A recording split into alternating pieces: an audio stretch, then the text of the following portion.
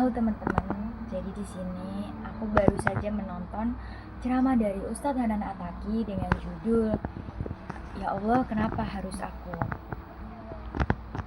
Nah, di sini aku bakal meringkas dari ceramah tersebut dan memaparkan beberapa hikmah yang aku dapat dari ceramah yang udah aku tonton tersebut.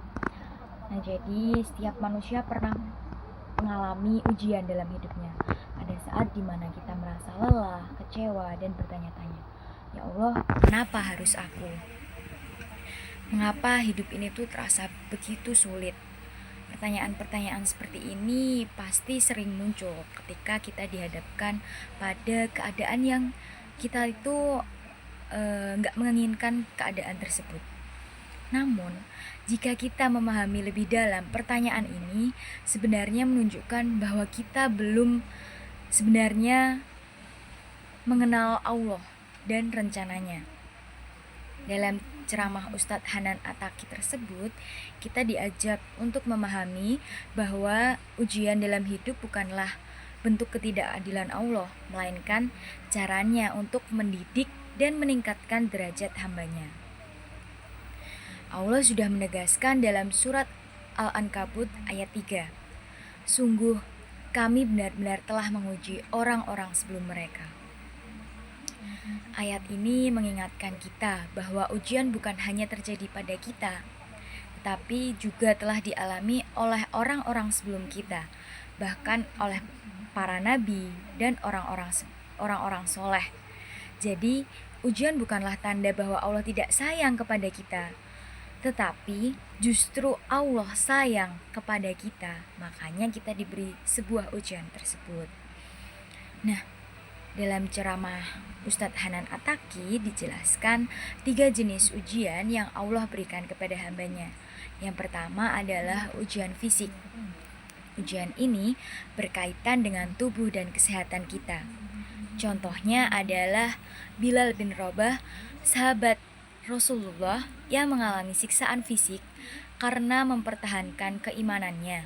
Beliau dijemur di atas pasir panas, dipukul dan ditindih dengan batu besar hanya karena mengucapkan Ahad, Ahad, Allah Maha Esa.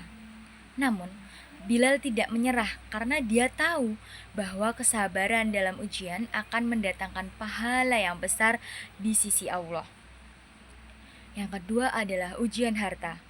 Ujian ini berkaitan dengan kehilangan harta atau kesulitan ekonomi. Contohnya adalah Zuhair yang rela kehilangan seluruh hartanya demi ikut hijrah ke Madinah bersama Rasulullah. Namun, Zuhair tetap bersabar dan percaya bahwa Allah memiliki rencana yang terbaik. Yang ketiga adalah ujian perasaan. Nah, ujian ini yang paling berat rasanya karena menyangkut hati dan emosi kita. Contohnya adalah Rasulullah sendiri yang pernah mengalami ujian perasaan ini, di mana dalam waktu singkat beliau kehilangan 2 orang yang sangat dicintainya. Yang pertama adalah Abu Thalib, paman yang selalu melindunginya. Selang 2 bulan, Rasulullah ditinggalkan oleh Sayyidah Khadijah, istri yang selalu mendukungnya. Bayangkan bagaimana perasaan Rasulullah saat itu. Tetapi beliau tetap tegar dan terus berjuang dalam dakwahnya. Dalam ceramah ini kita juga diajarkan untuk mengubah mindset kita dari yang sering mengeluh menjadi bersyukur. Seringkali kita itu menghadapi ujian dengan mengeluh, mempertanyakan mengapa cobaan ini menimpa kita. Namun, daripada kita bertanya, "Kenapa aku?", lebih baik kita bertanya, "Apa hikmah yang bisa aku ambil dari ujian ini?". Setiap cobaan sebenarnya adalah cara Allah untuk menghapus dosa-dosa dan meningkatkan derajat kita di hadapannya. Justru kalau hidup kita berjalan mulus tanpa cobaan, kita harus bertanya-tanya, apakah kita masih berada di jalan yang benar? Selain itu, kita juga harus selalu berprasangka baik, karena kita sering salah kaprah dalam memahami konsep ain dan istidraj. Banyak orang yang melihat seseorang terkena musibah lalu langsung mengatakan bahwa itu karena ain, atau melihat seseorang mendapat kenikmatan lalu mengatakan itu istidroj. Padahal kedua istilah ini tidak bisa digunakan sembarangan. Ini adalah konsep yang harus dipahami dengan ilmu, bukan asal menuduh. Dan istilah ini biasanya digunakan oleh para ulama yang memang benar-benar memahami makna ain dan istidroj sendiri.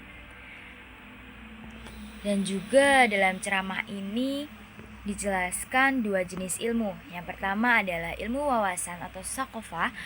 Ilmu ini merupakan ilmu yang dipelajari di sekolah, dari buku ataupun dari ceramah.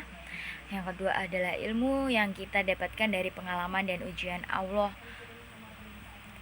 Nah, orang-orang yang benar-benar berilmu bukan hanya mereka yang memiliki wawasan yang luas, tetapi juga mereka yang bisa mengambil pelajaran dari pengalaman hidupnya.